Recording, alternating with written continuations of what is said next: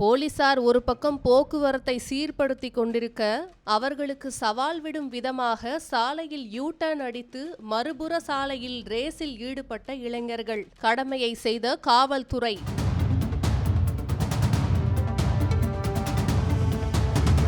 தீபாவளி பண்டிகையை ஒட்டி சென்னையிலிருந்து பெரும்பாலான மக்கள் தங்களது சொந்த ஊர்களுக்கு சென்ற நிலையில் போக்குவரத்து நெரிசல் முற்றிலுமாக குறைந்துள்ளது. இதனை தங்களுக்கு சாதகமாக பயன்படுத்திக் கொண்ட இளைஞர்கள் நேற்று இரவு கிண்டியிலிருந்து கோயம்பேடு, கோயம்பேட்டிலிருந்து கிண்டி என மீண்டும் மீண்டும் சுமார் 5க்கும் மேற்பட்ட தடவை கோயம்பேடு 100 அடி சாலையில் பைக் ரேஸில் ஈடுபட்டனர். சாலையில் நெருப்பு பறக்க பொதுமக்களை அச்சுறுத்தும் விதமாக சுமார் 50க்கும் மேற்பட்ட இளைஞர்கள் இருசக்கர வாகனங்களில் பைக் ரேஸில் ஈடுபட்டனர்.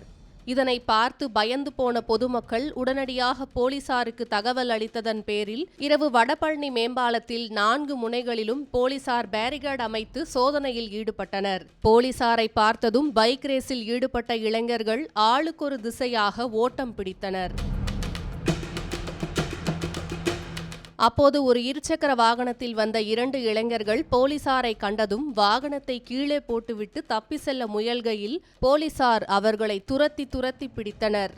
சிக்கிய 2 இளைஞர்களையும் வடபழனி போலீசார் காவல் நிலையம் அழைத்து சென்று விசாரணையில் ஈடுபட்டு வருகின்றனர். இளைஞர்கள் கிண்டியிலிருந்து கோயம்பேடு நோக்கியும் கோயம்பேட்டிலிருந்து கிண்டியை நோக்கியும் சுமார் 5க்கும் மேற்பட்ட முறை 50க்கும் மேற்பட்ட இருசக்கர வாகனங்களில் பார்ப்பதற்கே பயத்தை ஏற்படுத்தும் விதமாக பைக் ரேஸில் ஈடுபட்ட காட்சிகள் வெளியாகியுள்ளன.